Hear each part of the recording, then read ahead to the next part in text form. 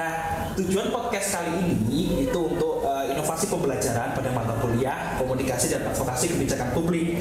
Nah, berbicara mengenai komunikasi terlebih dahulu kawan-kawan. Komunikasi itu merupakan sarana sosial agar kemudian kita berinteraksi dengan kawan, dengan dosen maupun dengan sistem sosial yang ada di lingkungan kawan-kawan ini. Ada sebuah penyampaian dilakukan seperti itu. Nah, namun sebelum kita berbicara mengenai komunikasi lebih lanjut, mungkin kita bisa perkenalan terlebih dahulu dengan dua narasumber kita yang luar biasa. Mungkin saya izin memperkenalkan diri, monggo Bapak dimulai dari jenengan, lanjut dengan Mbaknya. Oke, terima kasih Mas Vicky. Assalamualaikum warahmatullahi wabarakatuh. Selamat sore teman-teman semuanya. Perkenalkan saya Geri Gatot Mahendra selaku dosen di Prodi Administrasi Publik Universitas Yogyakarta, sekaligus sebagai pengampu mata kuliah Komunikasi dan Advokasi Kebijakan Publik. Mata kuliah ini sedikit saya cerita adalah mata kuliah dengan skema teori dan praktikum dengan total 3 SKS, dan kami ingin mengembangkan mata kuliah ini sebagai mata kuliah yang bisa semakin bermanfaat. Salah satunya dengan adanya podcast HP Bicara ini. Harapannya nanti di video series yang kita buat akan menambah referensi pembelajaran dan juga metode yang lebih fun tetapi substansinya tetap dapat. Ini itu perkenalan saya Mas Vicky. Baik, terima kasih Pak Giri. Mungkin selanjutnya kepada Tere, saya persilakan. Oke, terima kasih banyak Mas Vicky. Halo teman-teman semua. Perkenalkan, nama saya Teresia Umcenaak. Di sini saya mahasiswa Administrasi Publik semester 7 yang saat ini juga pernah mengalami dan mempelajari mengenai mata kuliah Komunikasi dan Advokasi Kebijakan. Oke, baik, terima kasih. Untuk mungkin sedikit saya sampaikan dulu, saya juga belum perkenalan diri tadi. Mungkin nama saya Muhammad Akabiki, saya juga merupakan alumni dari program studi administrasi publik UNISA. Oke, mungkin sebelum kita berbincang lebih jauh, mungkin saya sedikit sampaikan bahwasanya komunikasi itu penting. Karena apa? Karena komunikasi itu merupakan konsekuensi dari proses sosial yang terjadi dalam lingkungan kita. Bagaimana pola kehidupan kita yang diatur menggunakan penyampaian agar kemudian maksud dan tujuan kita tersampaikan seperti itu. Nah, mungkin langsung saja saya ingin bertanya kepada dua narasumber kita, mungkin secara definitif atau mungkin secara pengertian terlebih dahulu gitu, apa itu yang dimaksud dengan komunikasi dan seberapa penting sih komunikasi itu dalam kehidupan sehari-hari, Pak, Mbak? Oke, mungkin saya mulai yang pertama dulu ya. Komunikasi memang sebuah fase atau proses dalam pencapaian tujuan itu sangat penting. Mengapa? Tanpa ada komunikasi, tentu maksud dan tujuan dari komunikator ke komunikan itu tidak akan bisa tercapai. Nah, secara sederhana, komunikasi memang adalah upaya untuk menyampaikan pesan. Pesan itu memiliki makna dan tujuan sehingga dapat dipengerti dan dipahami oleh lawan bicaranya. Oleh karena itu, dalam konteks komunikasi yang formal memang terdapat syarat minimal harus ada dua orang atau dua pihak minimal ya. Jadi tidak bisa komunikasi itu sendiri atau kita berbicara dengan diri sendiri, mungkin dalam konteks formalnya tidak bisa. Sehingga secara sederhana tadi saya sampaikan, komunikasi adalah penyampaian pesan untuk pencapaian tujuan, baik secara verbal maupun non-verbal. Sederhananya itu. Oke, kalau dari Mbak Tere sendiri seperti apa? Oke Mas Vicky, kalau dari saya sendiri, kalau komunikasi itu ya tadi seperti yang sudah disampaikan sama Pak Giri juga, kalau komunikasi itu sangat penting dalam kehidupan kita sehari-hari, di mana penyampaian informasi itu akan diberikan oleh satu orang kepada individu lain atau kelompok lainnya. Jadi menurut saya komunikasi itu dalam kehidupan sehari-hari itu sangat berguna sekali, apalagi tadi sampaikan juga bahwa untuk menyampaikan informasi dan pesan yang akan diterima oleh komunikan itu sendiri. Oke, tadi sedikit tertarik bagaimana Pak Giri itu menyampaikan ada dua pola komunikasi, yaitu pola komunikasi verbal dan non-verbal. Nah, mungkin dalam berkomunikasi nggak hanya sekedar menggunakan lisan ya Pak, ada media dan sebagainya. Mungkin nanti sedikit dibahas gitu Pak, mengenai komunikasi verbal dan non-verbal. Nah, tapi bagaimana sih keduanya itu saling melengkapi, itu kan juga penting itu untuk kita ketahui bersama seperti itu. Monggo Bapak. Oke, ya secara umum verbal bahwa komunikasi disampaikan secara langsung menggunakan kata, kalimat, bahasa sesuai dengan bahasa yang digunakan oleh sang komunikator pada komunikannya. Tentu bahasa itu kan merujuk pada latar belakang. Jika kita bicara dalam konteks komunikasi skala nasional, tentu bahasa yang digunakan adalah bahasa Indonesia sebagai bahasa nasional. Tetapi kalau konteksnya lebih lokal, maka ya komunikasi yang digunakan adalah menggunakan bahasa-bahasa yang sesuai dengan daerah asalnya. Bahkan jika ditarik lagi lebih lokal, komunikasi yang di level daerah pun kadang tiap daerah juga berbeda-beda. Kita lihat misal contoh di Jawa Tengah, ada bahasa Mataraman, ada bahasa, mungkin Mas Vicky yang lebih paham ya, daerah Jawa Tengah bagian barat ya, itu kan bahasa Ngapak, juga nanti Jawa Tengah yang sudah agak ke timur juga sudah beda. Tentu itu punya local wisdomnya masing-masing, jadi disampaikan sesuai dengan bahasa yang digunakan. Tapi ada juga komunikasi nonverbal yang ini mungkin oleh beberapa orang jarang digunakan untuk kebutuhan atau tujuan formal. Jadi bahasa-bahasa dalam konteks isyarat, kode-kode tertentu itu yang kemudian menjadi menarik sebenarnya. Misal apa contoh, kita sering menggunakan jari kita untuk membahasakan sesuatu. Misalnya kalau kita sedang di kelas kemudian ingin menyampaikan sesuatu, biasanya diawali dengan tunjuk tangan. Tunjuk tangan itu adalah sebuah bahasa pesan dari mahasiswa kepada dosen bahwa Bapak, Ibu, saya ingin menyampaikan sesuatu. Atau dalam konteks yang lebih luas nih, kita agak singgung politik ya. Misalnya kemarin Pilpres. Pilpres ada berapa calon? 3 calon. 3, iya. Masing-masing pasangan calon itu kemudian mempunyai cara komunikasi nonverbalnya juga masing-masing. Ada yang dengan 1 jari, ada yang 2 jari dan 3 jari dengan kode seperti band metal misalnya ya, seperti itu. Itu contoh komunikasi yang nonverbal. Atau kalau kita lebih spesifik, beberapa momen yang saya tangkap ketika jelang Pilpres itu adalah para petinggi negara yang kemudian menggunakan kode-kode tertentu dalam berbusana. Misal Pak Presiden dulu menggunakan dasi warna kuning dan yang lain, itu kan jika diartikan dalam konteks komunikasi nonverbal itu bisa kita tangkap sebagai sebuah pesan. Nah, itulah secara umum verbal dan nonverbal yang keduanya saling melengkapi. Verbal biasanya digunakan untuk tujuan komunikasi yang formal, sedangkan nonverbal biasanya semacam kode atau semacam pancingan ya dari komunikator kepada pihak luas untuk bisa memahami maksud dan tujuannya tadi. Gitu. Oke, baik. Kalau menurut Mbak Teri sendiri seperti apa? Kalau menurut saya yang tadi sama sih, kurang lebihnya sama yang disampaikan sama Pak Giring. Nah, komunikasi itu terdiri dari 2. Yang pertama itu verbal dan non-verbal. Jadi verbal itu secara langsung, di mana kita bisa menyampaikan secara komunikasi langsung dan bisa secara tulisan. Dan non-verbal itu kita bisa menyatakan secara isyarat, bahasa tubuh, atau dengan mimik wajah kita sendiri. Jadi biasanya teman-teman di kelas juga, kita kalau mahasiswa biasanya di kelas itu kalau berbicara itu biasanya kalau dengan teman, apalagi dengan teman yang sudah dekat, kita hanya menunjukkan mimik wajah saja, itu kita sudah bisa tertawa. Jadi itulah pentingnya komunikasi secara verbal dan non-verbal, Mas. Oke, nah mungkin di sini aku ingin bertanya mengenai dalam kita berbicara atau mungkin berkomunikasi kan pasti ada sebuah penekanan atau mungkin ada sebuah hal yang ingin menjadi sebuah makna begitu. Nah itu apa ya yang sering kita sebut konteks seperti itu. Nah, konteks dalam berkomunikasi itu seberapa pentingnya sih? Mungkin saya ke Mbak Teri dulu ya Bapak. Konteks dalam komunikasi ya seperti yang tadi sih Bang Vicky mengenai verbal non-verbal itu sendiri. Nah, kadang komunikasi itu kalau kita sampaikan kepada komunikan itu dia tidak paham atas apa yang kita sampaikan. Jadi itu perlunya konteks dan konteks ini dilatar belakangi juga dengan adanya pengertian dan juga pemahaman dari komunikan kita sendiri juga. Jadi makanya dari itu jika komunikan kita tidak mengetahui apa yang kita bicarakan, itu akan berbeda perspektif itu sendiri. Jadi pentingnya konteks itu bagaimana kita bisa berbicara dengan komunikan kita yang kita tujukan harus disesuaikan juga. Oke, baik. Kalau menurut Bapak nih Pak, seberapa penting sih Pak konteks dalam berkomunikasi Pak? Secara sederhana mungkin Mas Vicky dan Mbak Teri ini kan satu sudah alumni, yang satu sedang akan skripsi ya teman-teman semuanya. Jadi sederhananya teman-teman ya, konteks itu kurang lebih itu membatasi fokus dan lokus. Kalau dalam penelitian teman-teman sudah, Mas Vicky sudah mengalami, Mbak Teri akan mengalami bahwa fokus itu ya kita fokus tema apa yang akan kita teliti. Kalau dalam komunikasi dibatasi tema apa yang akan kita bahas. Kemudian lokus tadi, lokasi batasan lokasi atau tempat yang akan diteliti dalam penelitian ya. Dalam komunikasi adalah batasan apa yang akan diobrolkan, ada batasannya. Jadi memang komunikasi itu supaya nyambung antara yang berbicara dan yang menerima pesan itu harus paham konteksnya. Dalam konteks misalnya kita bicara masalah apa ya, kasus korupsi misalnya.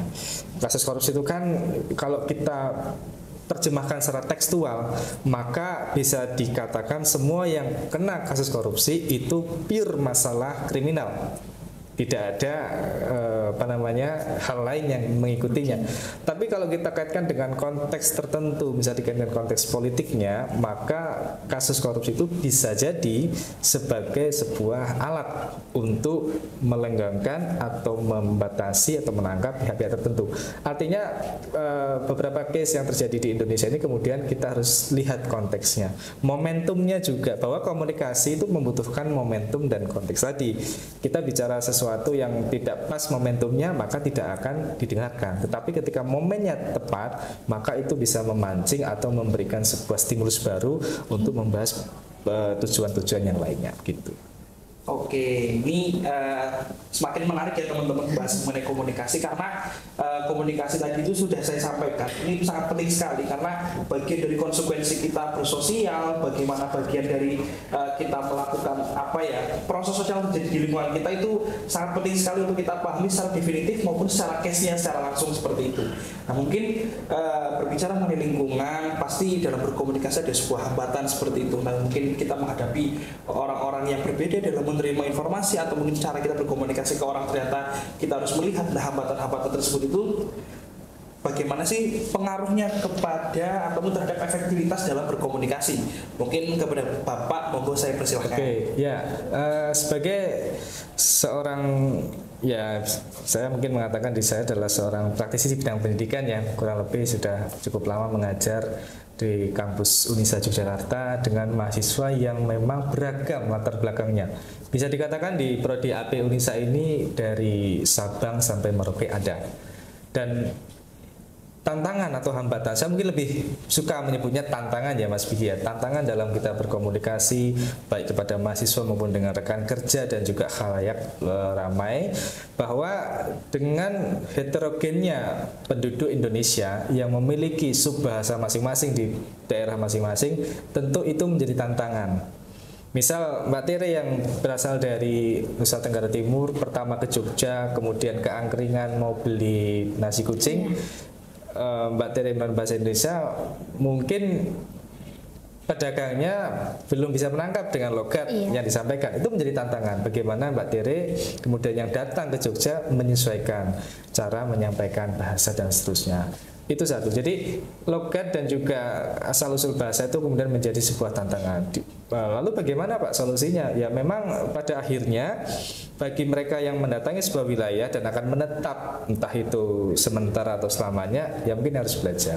Walaupun nanti mungkin juga akan lama-kelamaan terbiasa. Itu yang pertama. Dalam konteks yang lebih luas lagi, tentu perbedaan bahasa antar negara juga menjadi tantangan. Nah, teman-teman mengalami dulu ketika mau kuliah juga harus pretest, ya kan?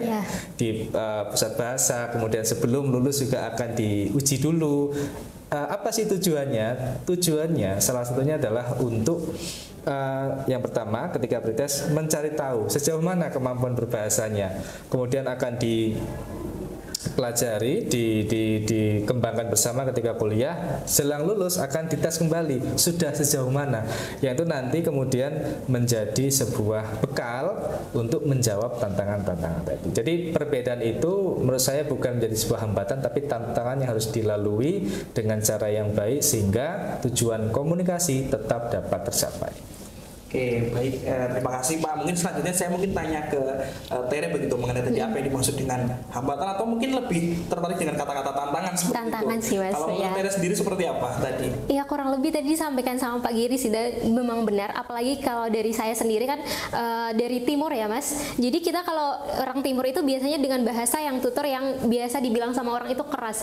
Apalagi kita kalau langsung pindah ke Jawa yang otomatis di Jogja. Nah Jogja itu kebanyakan masyarakatnya itu berbicara dengan bahasa bahasa yang lebih halus. Jadi itu menjadi yang disebut dengan tantangan itu sendiri. Jadi bagaimana nanti kami bersosialisasi dengan teman-teman yang lain, yang otomatis kebetulan juga dalam kelas di AP 2021 itu kebanyakannya itu teman-temannya itu dari Jawa, asli Jawa juga. Jadi itu yang menjadi tantangan bagaimana saya berkomunikasi dengan teman-teman di kelas atau juga dengan dosen dan dengan teman-teman yang dari Sulawesi, Kalimantan dan lainnya gitu Mas. Oke, baik. Nah itu mungkin berbicara mengenai tantangan dalam berkomunikasi atau tadi yang saya sampaikan tuh hambatan seperti itu. Nah mungkin selanjutnya dalam berkomunikasi kan pasti kita juga mengharap sebuah respon atau mungkin sebuah umpan balik dalam proses komunikasi seperti itu. Dan itu kita tahu bahwa dalam komunikasi kan kita juga ngerasa nggak enak ya kalau kita itu menyampaikan secara terus menerus tapi ternyata yang lawan bicara kita atau mungkin sasaran komunikasi kita itu ternyata kurang bisa memberikan feedback yang baik dan sebagainya. Nah itu seberapa penting sih feedback dalam berkomunikasi itu? Mungkin Tere dulu bisa menjawab, silakan. Siap Mas. Oke, feedback dalam komunikasi itu sangat penting ya Mas. Sebenarnya ini tuh berkaitan sama dari tadi yang kita sudah bicarakan dari awal bahwa ada latar belakang dari teman-teman yang itu tuh pasti mempengaruhi dari feedback itu sendiri. Jadi bagaimana saya orang Timur ini berkomunikasi dengan teman-teman yang dari Jawa dan mereka harus memberikan feedback yang sesuai dengan apa yang saya mau, itu menjadi tantangan juga Mas. Jadi bagaimana saya menyesuaikan dengan teman-teman lain itu untuk apa yang saya sampaikan, saya berharapnya mendapat feedback yang baik. Mungkin seperti itu Mas. Oke, mungkin langsung saja ke Bapak. Oke. Silakan. Ya, jadi mungkin menjadi fitrah manusia ya, atau mungkin menjadi sebuah ciri khas umum manusia. Kita cenderung lebih suka bicara, tetapi kemudian tidak terlalu suka mendengarkan. Itu yang kemudian terjadi dalam pola komunikasi. Jadi kalau kita bicara dan kemudian kita malas mendengarkan, otomatis responnya pun kan akan kurang. Maka sering muncul sebuah pendapat bahwa untuk menjadi pembicara yang baik, maka harus terlebih dahulu menjadi pendengar yang baik. Kenapa? Karena dengan kita mampu mendengar dengan baik, kita mampu mencerna untuk kemudian kita feedbackkan kepada yang berbicara dengan kita. Nah, itu memang butuh pengalaman dan juga butuh dedikasi memang. Misal saya itu kadang menjadi tempat curhat. Kalau saya kemudian sedang ada sesuatu yang harus dicurhatkan, maka kan saya harus mencari teman yang mau mendengarkan omongan saya.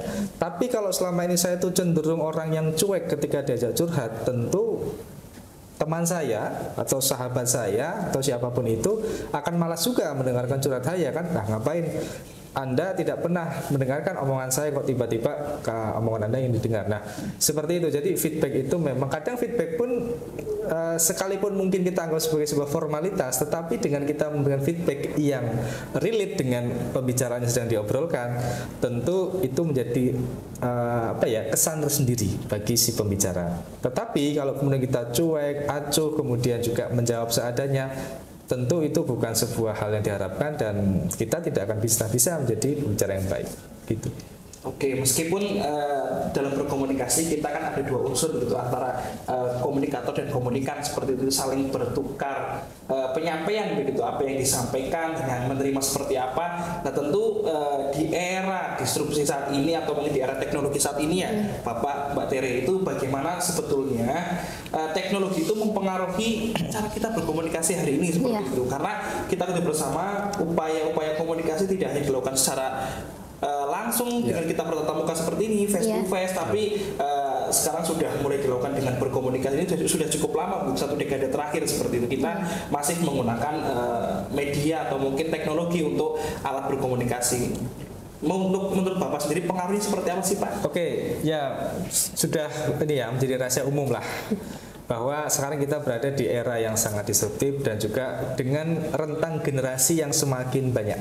Saya itu generasi apa ya? Saya generasi milenial mungkin ya. Mungkin Mas Biki milenial? Zilenial ya. Transisi ya. Kalau Mbak Tere kan sepertinya Gen Z ya. Gen Z. Jadi kita di sini saja itu sudah menjadi 3 atau 2,5 generasi yang mungkin dulu alat komunikasi di era saya dan era saat ini kan juga agak berbeda. Kita bicara saat ini misalnya bahwa sekarang ini kita bicara di Indonesia justru seringkali kebijakan ya ataupun peraturan atau hal lain itu lebih mudah mendapatkan atensi dari pemerintah justru kalau kita komunikasinya tidak secara langsung tapi lewat media. media sosial terutama ya, bisa sebut merek misalnya Instagram maupun TikTok, kita masif di situ, banyak case-nya akhirnya kebijakan pemerintah berubah. Daripada kemudian kita datang langsung menyuarakan, kadang justru nggak didengar, pintu malah ditutup. Nah itu pola perubahannya. Bukan berarti kita mengecilkan peran teman-teman yang mungkin akan menyampaikan aspirasi langsung, tidak. Tetapi jika dua hal itu dimaksimalkan, tentu apa yang menjadi keresahan publik, yang menjadi masalah di publik itu bisa tersampaikan dan lebih mendapatkan atensi yang lebih dalam, sehingga lebih mudah untuk advokasi sesuai dengan tema kita di sore hari ini. Begitu. Kalau menurut Tere sendiri seperti apa? Kalau aku secara sederhananya itu tuh emang sangat-sangat berbeda ya kalau kita berbicara secara langsung dan melalui chat. Kalau apalagi kalau di zaman-zaman sekarang kita tuh kebanyakan kalau ingin berbicara itu ya udah lewat chat aja. Tapi di kadang-kala kita itu apa yang kita maksud itu dan apa yang diterima sama komunikan itu sangat-sangat berbeda, Mas. Jika saya berbicaranya mengenai sesuatu yang baik, tapi teman saya si komunikan ini dia tidak bisa menanggapi itu dengan baik. Jadi itu juga tantangan di era yang serba maju sekarang ya, Mas. Jadi itu yang menjadi tantangan kita, bagaimana kita bisa berkomunikasi secara baik tetapi pesan yang kita sampaikan kepada komunikan itu bisa juga diterima dengan baik gitu, Mas. Oke, nah mungkin saya akan bertanya, ini pertanyaan terakhir begitu mengenai komunikasi seperti itu. Nah di sini saya berbicara mengenai persepsi gitu. Nah mungkin kalian tahu bagaimana persepsi itu sangat mempengaruhi pola komunikasi seperti itu. Tapi kita harus tahu itu secara spesifik atau secara definitif bahwasanya bagaimana sih persepsi seorang itu dapat mempengaruhi interpretasi pesan dari proses komunikasi tersebut. Kalau menurut Bapak seperti apa? Ya, oke, ini saya sering alami sebenarnya ya, walaupun dalam konteks komunikasi menggunakan media. Contoh begini, saya ketika mendapatkan pesan dari teman, kemudian pesan itu bunyinya pertanyaan, tanda tanyanya 2. Lalu ada pesan lagi tanda tanya 1. Itu sudah kita persepsikan berbeda. Iya. Lebih genting atau lebih mendesak yang mana? Pertanyaan dengan 1 tanda tanya atau 2 tanda tanya? Tentu yang 2 tanda tanya. Begitu halnya dengan tanda baca lain, misalnya tanda seru dan lain sebagainya. Itu persepsi. Walaupun apa yang saya tangkap kadang belum tentu sesuai dengan maksud si penyampai pesan. Bisa jadi memang dia sedang kepencet aja, tanda tanyanya dari 1 menjadi 2, atau yang sedang happy atau apa, kadang seperti itu. Maka dari itu saya kadang berpesan juga kepada mahasiswa. Seringkali pesan di media sosial atau di aplikasi chat itu berbeda dengan apa yang disampaikan, lalu dengan apa yang kita tangkap ya, ekspresinya dan juga tafsirannya.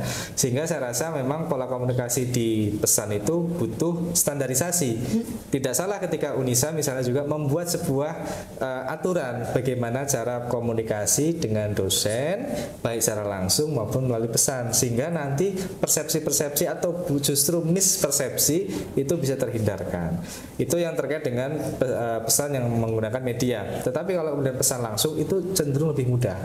Kenapa? Karena kita melihat langsung ekspresi, mimik wajah, dan juga intonasi yang keluar dari penyampai pesan kepada yang diajak berkomunikasi.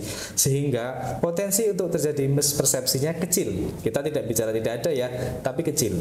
Mungkin akan menarik ketika ada 2 pembicaraan, satu orang kita ambil case ini ya, satu orang Jawa, satu orang Batak misalnya, mereka berbicara, itu mungkin sangat menarik ya. Satu mungkin pembawaannya kalem, yang satu pembawaannya semangat. Nah, itu mungkin menjadi sebuah tadi kembali tantangan. Tapi saya rasa dengan komunikasi langsung itu bisa mengurangi ya mispersepsi yang mungkin terjadi.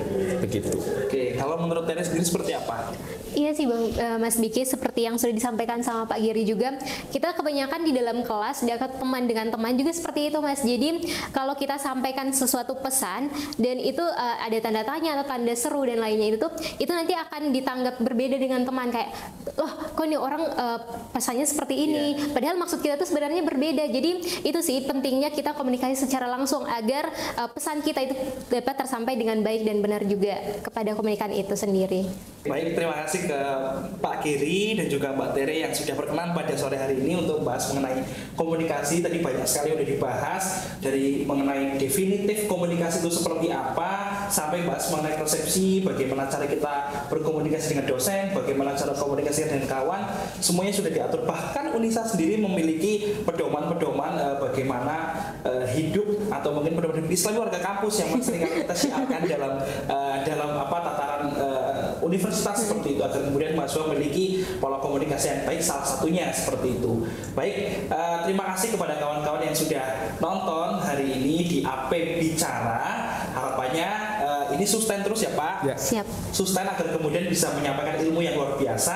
Mungkin next kita bahas mengenai teori-teori atau mungkin kita bahas mengenai aspek-aspek lain yang mungkin nggak kalah penting gitu bagi kehidupan kita sehari-hari. Mungkin cukup dari kami, kurang lebih mohon maaf. Bila bisa bilhaq, wassalamualaikum warahmatullahi wabarakatuh.